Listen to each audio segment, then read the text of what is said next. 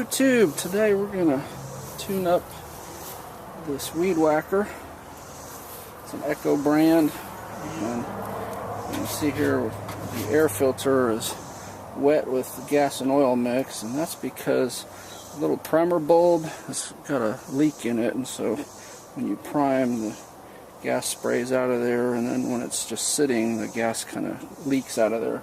Went ahead and unscrewed the air filter cap, and that exposes these bolts in here.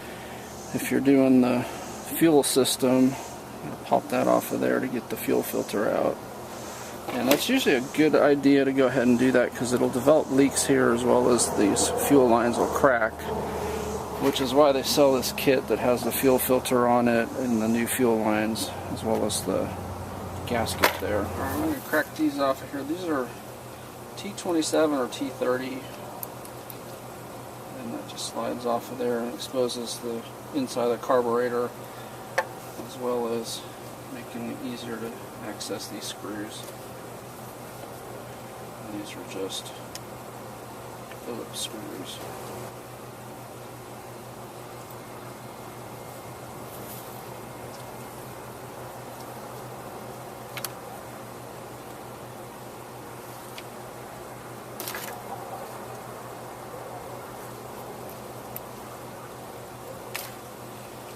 Those fuel lines just pop off of there.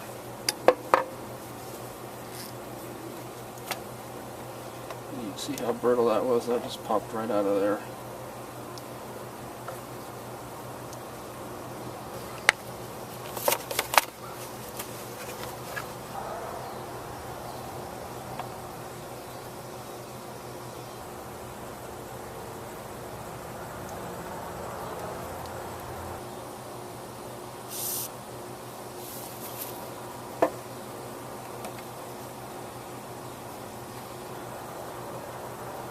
Alright, so I greased that up and just wrestled it in. It's not easy, but I got it in there.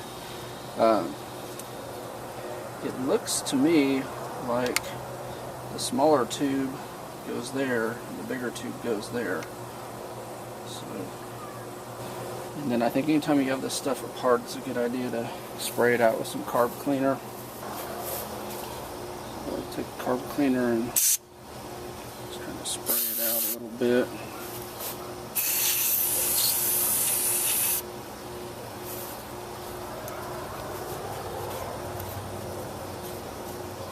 The new primer bulb, and it should just sit in there.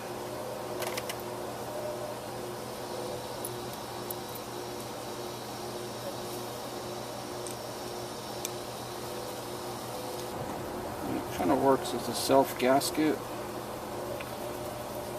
What you want to do is tighten these down, kind of finger tight, all of them equally, and then go over them and tighten them a little bit in sequence rather than tightening one all the way down and then the other. So just like any other kind of gasket, you want it even as pressure as possible. Realistically, there's probably not any way to do a torque wrench on here.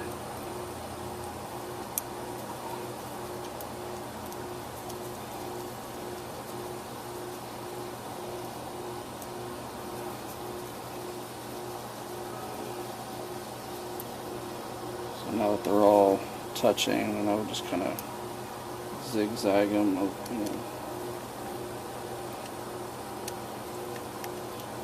kind of like you're tightening lug nuts.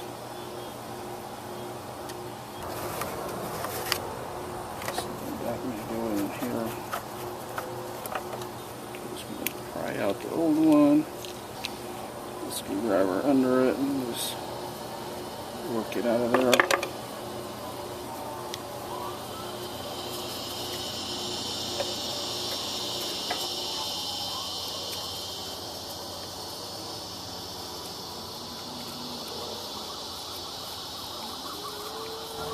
And then once the gasket is seated in there, that job is done.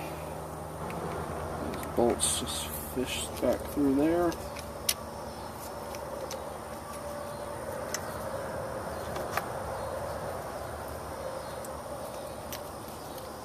Someone's probably going to say, well, why didn't you change the carburetor gasket? Well, they didn't give one in the set. And it probably won't be a problem, at least I'm hoping. So again, just like before, we want these kind of finger tight, and then turn them a little bit at a time until they're snug. Alright, and the air filter just covers that. And then that pops on there, and then the fuel retainer just pushes back in there.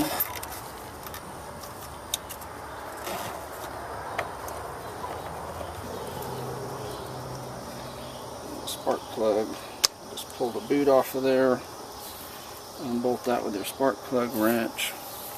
So it uses a 3/4 inch socket wrench, and it's a .026 gap. I hit just a little bit of anti-seize. I know there's a lot of controversy about whether or not to use anti-seize on spark plugs. I always do. Haven't had any problems with it. So I'm going to continue to do so. And they don't give you a torque specification, so I just torque it in there to where it's not going to come out. And I have never had one come out.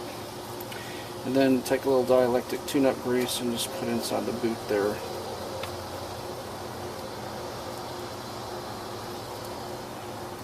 Pop it back on. That is basically replacing all of the vital parts of this. Alright, then just prime it. See, I'm getting the gas in there, so that's a good sign. Choke it, and it should start.